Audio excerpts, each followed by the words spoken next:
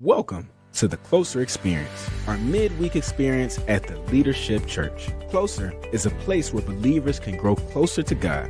At TLC, we believe that making a spiritual development enhances our relationship with God, and that is more than a Sunday experience. And our Closer community provides just that.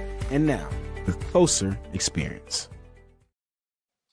Good evening, everyone. Welcome to the Closer Experience, our very first Closer Experience to kick off the year 2025. We just want to welcome you all in. If you guys want to take a moment to share with your friends and your family as we get ready to, again, kick off Closer this evening. Before we even move forward, I want to introduce everybody to my esteemed guest, who is obviously not a stranger to us and everyone, our very own co-lead experience pastor, Pastor Elisha B. Cash. Happy New Year, everyone. So happy to be here kicking off the first Closer for the year. Well, thank you. And I just wanted to let everyone know that the Leadership Church's vision for this year, or mission statement for this year, is we are in the year of start, sustain, and success. And this is also our year of positive intentionality. Yes, positive intentionality. I just want to make sure I said that right. Right. And Yes. so we are sustaining so that we can succeed, but we're also doing that through positive intentionality. And so this evening, we are going to drop some nuggets on you. We hope that you guys enjoy what we're about to bring to you. And so I just want to start it off by saying Pastor E is one that, kicks off things, and she's very organized and very detailed. And so she's going to get us started and get us in line, get us in shape so that we can start off our year living positively and living with intentionality. And so tonight we're going to talk about planning to finish. Planning to finish. So, Pastor E, as we get ready to journey in, can you share a bit about your faith journey and how it influenced your approach to goal setting and completion? Yeah, absolutely. One of the things when I thought about tonight's topic when it comes to planning to finish, I think about how a lot of times we are great starters at things, and so we can be great starters, but we can be poor finishers. I don't know about you, but I have started many tasks and started out many different goals or many different ideas or projects. I don't want to talk about how many projects around the house I have to complete, but I've started these different projects. And so I'm starting off great on a good note. I'm positive. I'm excited about it. I have the energy. I have the wherewithal that I think to see it through. But for whatever reason, I left it undone. It's incomplete. At the end of the year, I've totally forgot about it.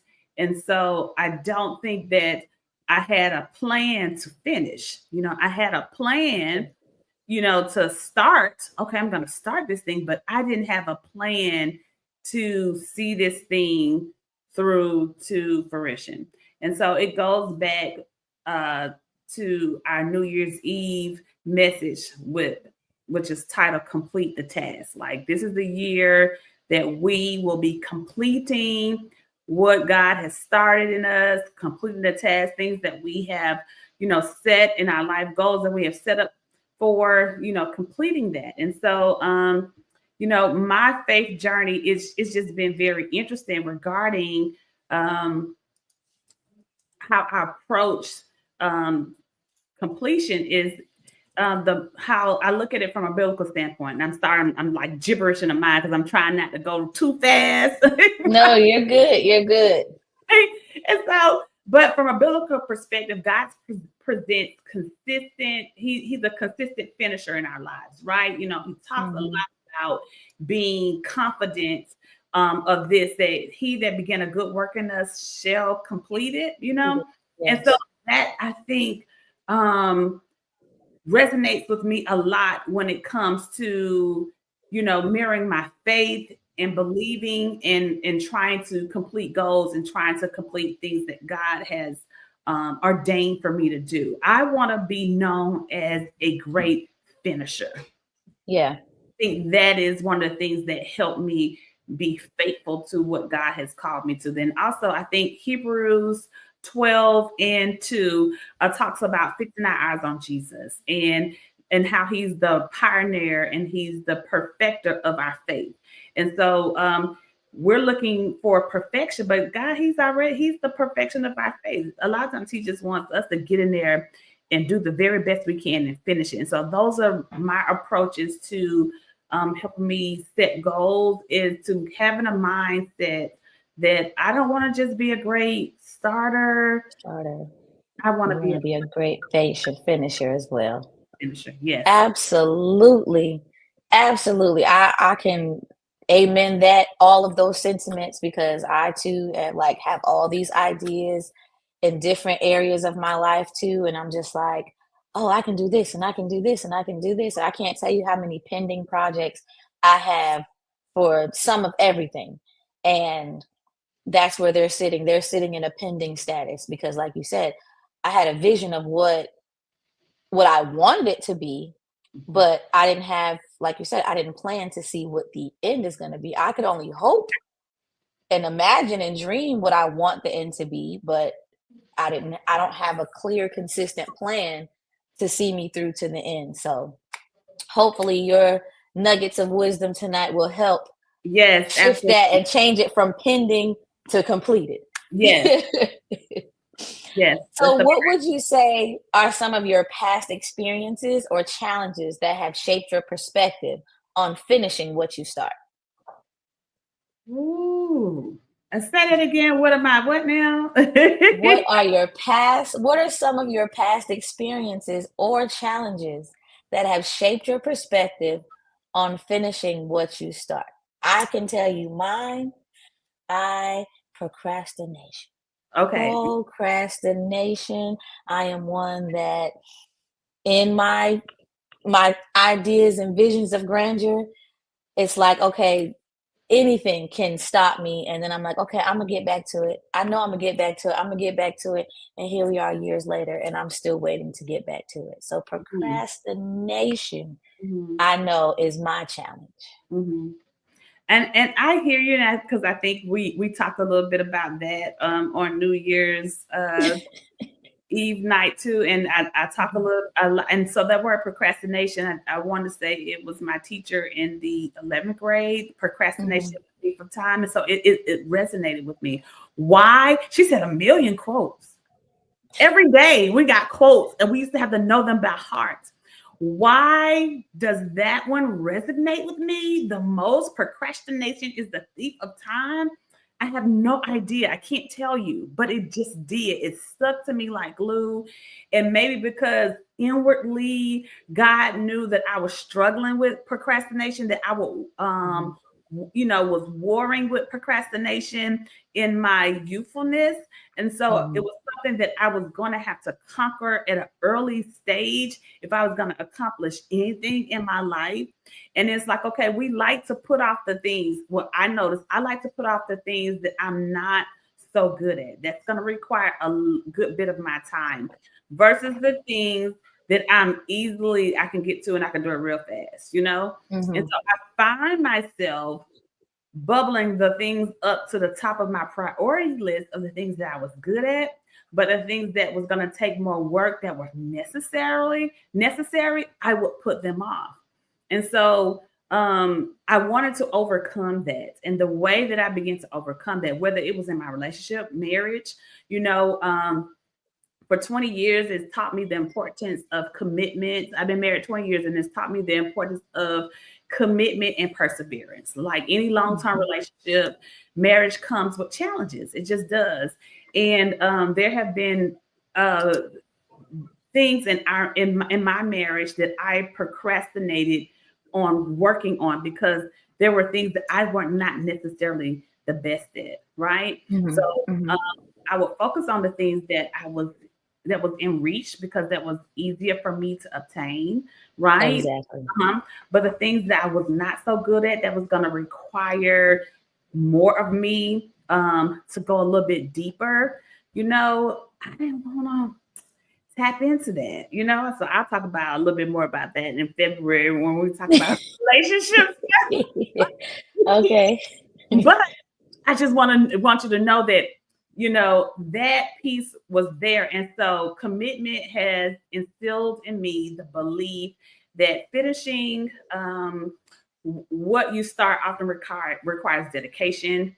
It requires communication. It requires a willingness to grow together, as far as relationship, as well. And so then there's parenting and raising teenagers. Lord have mercy. I don't feel like I was like prepared to do that. First of all, I thought that I was delivered from cussing until I had children. You had children. Children. No. Teenagers. No, because my mouth will be on the altar and children, they so cute. Oh, could you? No. No, ma'am. I'm talking about when you have teenagers at the same time, when you have a soon-to-be 15-year-old and a soon-to-be 18-year-old. And so they are just doing, age, not appropriate things, but age. What's the right word? Because me and Deshaun was talking about this the other day. Age things that's for their age group, right? Mm-hmm. They be appropriate to us, but because we didn't do that when we was that age. But I'm just saying, parenting and raising teenagers. Ooh, when I talk about test your patience, and so these different challenges they challenge me on a regular basis to parent them and teach them how to complete things that they've started. From working with them academically. This year was one of the, has been challenging because I have a senior and then I have a ninth grader, right? And so there are just difficulties that come along with having a ninth grader and a senior. The kids, they face setbacks along the way. And so motivating them not to give up on their goals, being an example of that, of what perseverance is crucial because the kids see how you live and breathe and be an example to them is also very important. Yeah, because I would also venture to say that, not only are you obviously a physical parent, but you're a spiritual parent as well. So it's like carrying your mantle with your children, but then also carrying that mantle with your sheep. And so you're, like you said, the same way your kids are watching, your sheep are watching. So it's like, oh, well, Pastor E doesn't get tired. Pastor E doesn't do this. Pastor E doesn't do that. No, Pastor E's human. Oh, I am. Pastor E is human. Oh yeah, and so 100%. Pastor E is human, and so yes, I know that we present some of those challenges as well. Us being the sheep. Yes. Because I know we don't always listen. But we thank you for not giving up on us and kicking us back to the world, But yeah, no, I would definitely say and then here's another foolish mistake for me when it comes to procrastination. I used to say when I was in school, I despise writing. I despise writing papers. But so I would purposely, I knew the paper was coming. Then I get to the day it's due and I'm like, okay, it's game time. Now I'm all stressed out. Now I'm all like, okay, how can I put this together? How can I not plagiarize? How can I not do this? How can I not do that? And don't let it be one that has to be a lot of pages because then I'm up all night. And mind you, the deadline was 11:59 on a Sunday. Yes. But I'm driving myself crazy. And then it's like now falling back and thinking about it, it's like, why did I do that? But in my mind, in some twisted universe, I said, well, me, I said, I write my best under pressure. So some people have taken their, and I said that to say, because some people feel like, okay, well, I work best under pressure. I've heard that. Yes. And I'm just like, how? Now it worked for me with writing. It don't work for me with nothing else. Okay. I was gonna say it. It brings on all kind of anxiety that I just don't want to be in that space. Yeah. And so for me, when I wait to the last minute to do anything, it gives me like an anxiousness that I don't desire to do. So then I think for me, that's why I live in the planning space a lot, is because I don't like how it makes me feel to be anxious, under pressure to do anything. And I mean, even when it comes to paying bills, like I know the due date, they send it to me, I see the date, I know it's gonna be due. And so I write in my agenda to pay it 2 days before, because if I forget, and it's not that, sometimes I'll have the money, I'll be there, and I was like, oh yeah, I got it. Oh yeah, I'm gonna pay it. I'm gonna pay it. And then I wait till the morning of, don't let the sun go down. You like that. Yeah. Peter and Ty, I've done that before, right? So now I have to put it on there 2 days that is due before and trick myself. Okay, it's due today, so that I don't procrastinate and release the money. Like, you got it. You just like looking at it sitting there in your checking account, girl. You do. It looks nice, but it's got to be paid. Look, whether you let it sit 5 days or 1 day, it's still leaving. Right, and it's not a real number. So go ahead and just release that. That is not the real number. Bills are due, and they are coming for all of those dollars and cents. So stop. They are. Look at it, right? They are. So I don't know. I mean, is that anybody else's obsession? They like looking at it sitting there like a certain dollar amount, knowing good well you got to pay bills. But no, like, right. So, those are the things I just don't. So for me, that's why I try not to do a lot of procrastinating, is because I'm not saying I'm perfect at it, because like I said, many times I would like to do those things that I'm good at versus things that I'm not so well at, and I kind of procrastinate on those items. And that's why the goals pieces, which we're kind of going to get into in a few minutes, is mostly for that. Okay. Well, with that being said, in order to get us out of procrastination, we have to have a shift in our mindset. And so my question to you would be, what mindset shifts do you believe are necessary for individuals to finish what they've started? Janae, when I say, just let me just slide back just for a second. And I want to just simmer over this a little bit on how I adopted this mindset, right? Running my own HR consulting firm has presented its own unique kind of challenges. I created that firm when I saw that I was, hitting a lot of roadblocks in my professional career, right? And so I knew that this was an industry that I was great at, that I have received my education, my master's in, and but it taught me some very valuable lessons about resilience and adaptability, right? I've learned that finishing strong often means being able to pivot, and so pivot allows you to reassess some things that are not currently working, and come to an agreement with it in your mind and your spirit to say, do I want to grow, right? Or do I want to prove myself, like, who am I trying to prove something to, right? Or I kind of want to grow. So it's like, let me sit here and let me redefine what success is going to look like for me. And I think a lot of times that is where we kind of get stuck, is not being able to reassess, what success will look like, and redefining what success looks like. Every project, every goal is going to take a certain level of commitment. And so what I'm saying is you have to have a growth mindset. And I only adopted that growth mindset by navigating different outcomes in my career, and also helping my clients navigate different outcomes as well. And so a growth mindset talks about progress over perfection. That's basically what it is. It's like, okay, I want to see some movement. if I see some movement here where I'm not in the same space where I was last year, then that's a win. Mhm. That's a win.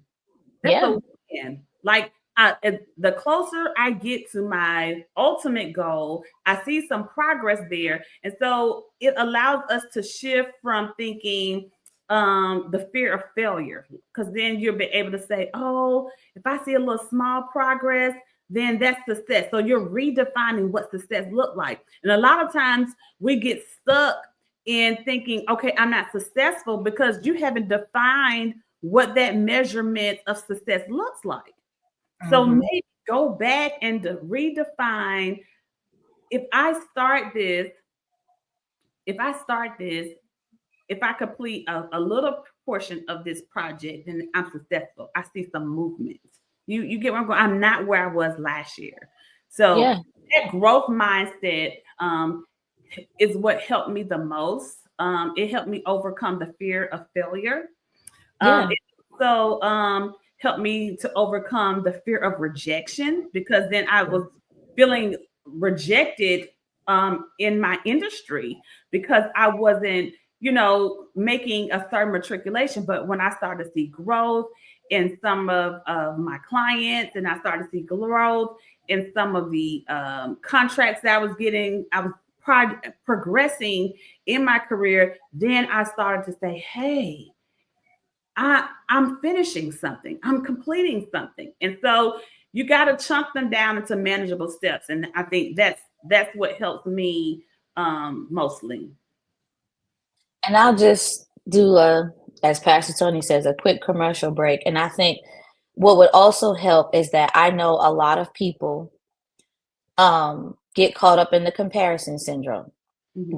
We just human. And I think we allow the comparison syndrome to kind of define our goals for us, in the sense of, oh, well, me and Elisha are both HR professionals. We both have this, we both have this, we both have this. But Elisha, is a lot further along in her career. She didn't have to work as hard. She didn't have to do this. She didn't have to do that. And you guys may have taken the same amount of steps, but you're not going to get there in the exact same way, in the exact same amount of time. So don't allow what you see others doing to distract you from your end goal. Don't allow what you see others doing to create a timeline for you. Your timeline is your timeline. Yes, you can put in double the amount of work. It's still going to happen when it happens. It happened for that person in that way. So what you do, you clap, you congratulate, and you move on. But you don't allow trying to compare yourself and your journey to those individuals and their journey. And I think that also has to be a thing that we shift our minds from doing, because I know, especially for those of us that love instant gratification, I Mhm. know a lot of us will be like, well, I know we took the same steps. I know I'm smarter than her. I know I work harder than them. I know. And those things very well may be true. But again, it didn't happen for you that way. It happened for them that way. You don't know what obstacles they faced to even get that. Yeah, they showed you the glitter part, but they didn't show you The their grind, journey. the Yes, grind. And see, a lot of yes, times that's what we miss out. We see the stage performance. You see yes.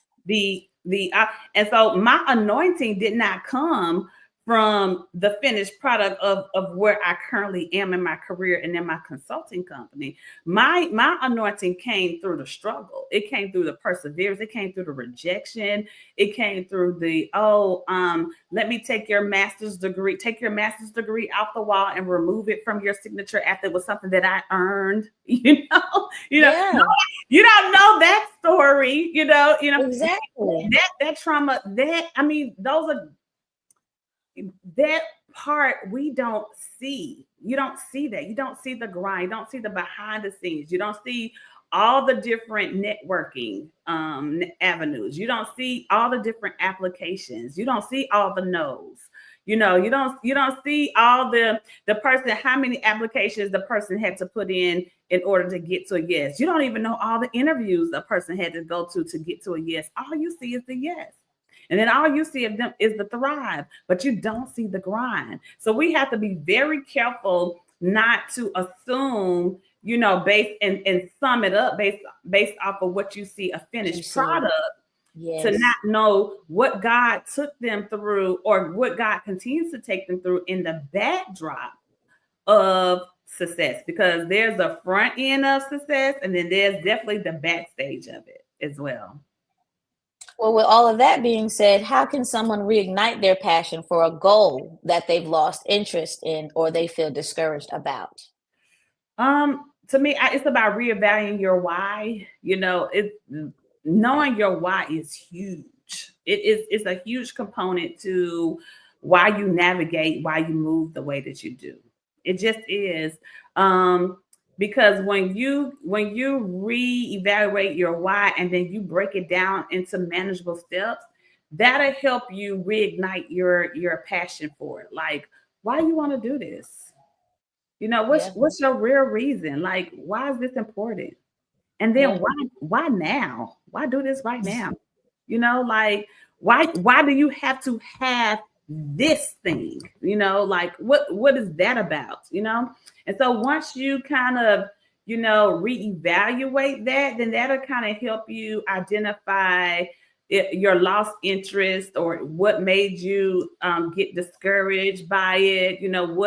What obstacles got in your way that made you easily distracted by not achieving it. And so when you go back to the reason why you want it, it'll stir something up. It'll give you an agitation, anointed agitation to go back into that. Maybe it'll stir up the passion. It'll stir up the gift in you or something, Yeah. But a lot of times, your why answers all things when it comes to passion. Okay. Can you give us some new strategies or approaches that you have found effective in ensuring that you complete projects or tasks in a timely fashion?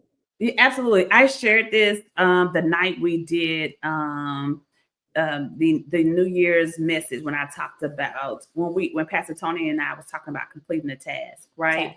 Okay. And completing the task, I love it because a lot of times, I told you we can, be great starters and then poor finishers, and then I had shared that with someone some years ago, and they took it to heart to mean that I was like trying to condemn them, or judge them in a way that said that they couldn't do a certain thing. And I was like, no, you misunderstood. You're misinformed. I never said that you could not be somebody. I never said you couldn't finish school. I never said that you couldn't get that degree. I said, don't get in the habit of being a great starter, starting school and not finishing it. We all have the ability to finish, but we got to tap into that why of why we didn't finish, why is important. You can be a great finisher. You can be, right? And so one of the things for me, and I took this approach, is sometimes we overcommit ourselves to things, right? We have 12 things in a year 12 goals we want to accomplish in 2025, right? Mm-hmm. And then in the year we look up and we have accomplished one. Well, 12 things may have been unrealistic for you. That may have been beyond your capacity. Life may be life, and you couldn't really do all those different things. Some of the goals may have been large and taken more time. You see what I'm saying? Mm-hmm. So what my approach is focus on 3 things per quarter. So this year we created, I created something called a Taskmaster because, I've been called the Taskmaster secretly in my house, but created something called the Taskmaster, and we'll drop it in the chat for you for those that are watching that are interested. And pretty much it's about taking 3 things and focusing on those 3 things for 90 days. Right? 3 things that's a priority. And then if the 90 days come up and you haven't completed one of them, then let it roll over to the next 90. But you can at least check those 2 things off that you did complete at the top of the year. And then at the end of the year, the goal would be that you will have completed 3 things per quarter, and 3 times 4 is what? 12. 12. Exactly. Right. And so, and some of those things, depending on what those items are and how big of a goal it is, you may already know, well, this goal is going to take me looking at it every 90 days and assessing, okay, let's go back to it. Let's say if you're trying to pay off a debt or pay off a credit card or something like that, then by the end of the year, mid-year, end of the year, you should have some type of goals. But the goal would be not to pay the minimum payment, because we're not knocking no debt down paying the minimum. You only go knock down to double it, especially with these interest rates that are currently attached to credit cards. It's like, okay, if you buy a piece of pizza, if you buy a pizza using your credit card, it's like buying 4 pizzas. Who's doing that? Doing that with an APR rate of 30%? Who's doing that? So I mean, I'm on my financial tangent. I digress. Let me come back a little bit. But it's like, okay, do I really want these shoes? Because if I swipe my card for these shoes, I'm really paying triple for them. So they may be on sale right now for $55, but when I swipe my card, I really paid $150 for them because I didn't win. You see what I'm saying? It's like kind of programming your mindset when it comes to what your goals are and things like that. Even when it comes to your spiritual life, like, okay, what book of the Bible am I going to focus on this year? Is it the book of Proverbs because I need more wisdom and I really need to press in here? Or am I going to do a new verse per week, or maybe focus on a verse per month, whatever your spiritual goal is, but just focus on that. One thing, choose one thing in these 3 different areas: in your financial area, and financially, in your spiritual, and in personal. Personal could be, your personal goal could be, oh, you want to go back to school. Mm-hmm. Or your personal goal could be, oh, you want to lose 20 pounds. Or your personal goal could be, I want to just increase my activity, be more active, be more involved, exercise, Or my personal goal could be, I want to join a new club. I want to join a new organization. I want to be more engaged in my community. Or your goal could be, I want to be more involved in my church. I want to start this ministry. I want to help my church grow. I want to help my church do this, So like whatever it is your personal goal is, just start working on it for 90 days and see how you achieve what you achieve in those 90 days. And so that's one reason why I love the Taskmaster, because the task is about talent, optimize, attitude adjustment, sacrifices for success, knowledge over emotions. And it's about breaking down your goals, identifying your goals, and creating actionable tasks that you can track every week to make sure that you are achieving your goal. Okay. So, take advantage of this goal setting. Taskmaster is a worksheet. It's a tool that I think that can help you be very successful, and let me know how it's working for you. I would love to support you on your journey to make sure that, we're moving along and progressing the way that we should. And at the end of our 90 days, when March 31st, because that's the first 90 days, when March 31st comes, it's like, okay, let's have a praise report. I want to hear how you're doing on your 3 things. What happened? What manifested? What roadblocks did you face? But most important, I want to hear, how you started that one thing and you put yourself out there and you saw some movement, you saw some progress, because I believe it can happen if you can chunk down on 3 things. And so for me this year, I want to focus on my own personal development. I have been wanting to get a certification for some years now. And I kept saying, okay, when I do this, I'm going to do it. When I do this, I'm going to do it. And last year, I was supposed to do it by the end of 2024. I did not do it. So it's carrying over in my 25. And so I'll be doggone. By the year, I am going to have it because I am committed to it, even though, I got a lot going on in this year, but I'm going to have to navigate some Elisha in there. Okay. Yes. I am. Yes. Absolutely. Well, before we conclude, Pastor E, outside of the Taskmaster, which you have already shared with us, are there any tools or like apps, technology, anything that's circled around that can help us track and complete the goals? Yeah, I'm a firm believer in plugging into anything that is going to help you do better, right? And so, uh, your ear gate. Faith comes by hearing, and hearing by the word of God. And when I say what you listen to, what you plug into is going to be the difference from you starting and finishing, is everything. So go back and re-listen to the message that Pastor Tony and I ministered about completing the task.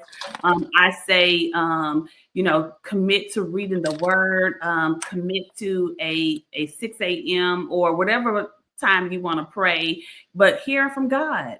Plug in like no other before, because whatever you are plugged into, the source, that is what is going to manifest on the end. So then when you look up at the end and figure out, well, what happened? You got distracted because you wasn't protecting this ear gate.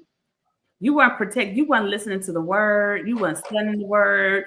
That faith comes by hearing. And so your faith is going to activate and increase, and then everything else is going to line up. I promise you. And so to me, the word of God is the best tool, and then if there are some practical things that you're trying to do, let's say, for example, if you're trying to grow in your finances, then connect to a financial coach or a financial advisor to do that, right? Don't try to do this thing alone. Don't try to operate in a silo. If you're trying to lose weight or get more healthy, then get you a health coach, or get you plug into your primary care physician, or, follow groups that are doing things that motivate you to work out. When you're on social media has figured this thing out, right? If you like one thing, then they're going to start sending you a whole lot of what you like. Those cookies are for real. People will follow you, And yes. I'm like, oh, well, how do they know I want to see this? How they know I'm looking for this particular thing, And then all you got to do is like one of them, and then they'll start coming to you. I say, do the same thing. Feed yourself what you want to see more of. So whatever it is that you want to accomplish by the end of the 90 days, if you spend a lot of time on social, trick social. Like those things, follow those things that are going to point you in that direction. Same thing with your emails. Do an audit of your emails. Go in and unsubscribe to all the things that you have not taken a look at, websites you have not visit. If you signed up for newsletters, you haven't read it, or if you've signed up to receive, every time you go into a store, they say, you want to sign up and receive? I'll just tell them, no, I'm not interested. I just want to buy what I want to buy and get out of here. If you send me another. And I'm going to say, and if you have a Google account and you haven't opened email in like a month from that particular vendor, I know Google does it for you. They'll say, you haven't opened an email in a month. Would you like to unsubscribe from this person? Yes. Yes. This is a great time to audit your subscriptions, audit your emails, unsubscribe from things that that's not serving you a purpose, that's not serving you anything, and then free up the space for new things that's going to serve your purpose in this first 90 days. That's what I got. I hope that was good. No, that was awesome. One thing I would say that Pastor E did not mention, though, is she uses her planner. I know she mentioned it, but she uses a planner. I do. And so if you're a person that needs to physically see it, whether it's on your phone, because they have 1,000 apps on the phone for all types of planning and organizing and this and that, or if you need to go and buy a physical planner, Marshalls or TJ Maxx, that's Pastor E's favorite, or of course Amazon, Walmart, anybody has them. I mean, I think even Dollar Tree has them. So I mean, there are things out there to help keep you organized, but I know that that planner is a big thing for Pastor E. I've seen her It is. use it. She'll Yes. tell you 1,000 times, is it in my planner? Because if it's not in my planner, if it's not written down, you are not on my schedule. And No. that's both personal things, spiritual things, kid things. She puts it in the planner. And so for some of us, that's just what makes some of us just have to start doing. Is it on my calendar? Is it on my planner? But then that also would be a great segue for your taskmaster and your different goals that you have. Okay, January 1, this was my goal. Okay, now it's time for you to assess. Put an end mark, January 30th. Where am I at? Yes. Can I move on to the next goal? Have I only made small progress, which progress is still progress, but just being able to physically assess where you are and keep track of where you are. So planners are a great thing. Yeah, I don't know how to live out plan. If you're gonna plan to finish, you gotta have a plan. But here's the thing, though. I think what I find is because I've purchased planners for my kids before, and I'm like, can one of them pick it up? Like one of them. And I spent good money. I don't. Now I started out. She's correct. TJ Maxx and Marshalls. They have some for $4.99 to $9.99. Especially if you're not sure if you're gonna really, jump into this thing. But I'm a big girl when it comes to planners, so I have a big girl planner. And so big girl planner don't cost $4.99, don't cost $9.99. I'm not going to tell you how much it costs, but I have invested in it because I allow it to boss me around. It is my personal assistant. It lets me know professionally what I'm doing, personally what I'm doing, spiritually and community-wise with my community service. It does all that for me. And it allows me to reflect too and let me do some rest goals. I put in spa days, so it's so important for you to have a planner to allow you to plan to finish. So then, the task piece, the taskmaster allow you to write your actionable items down and then the date you complete the task, right?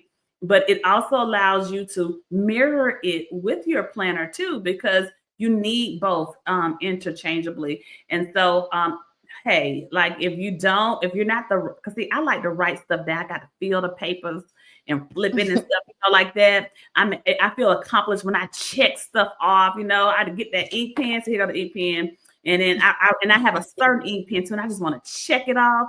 Well, I mean, some people, they're able to do really good with their cell phones. You have all kind of planning things on these apps. Calendars. There's so many different devices that could help you be successful. You gotta just tap in. That's all it is. Just tap in to make sure that you plan to finish in 2025.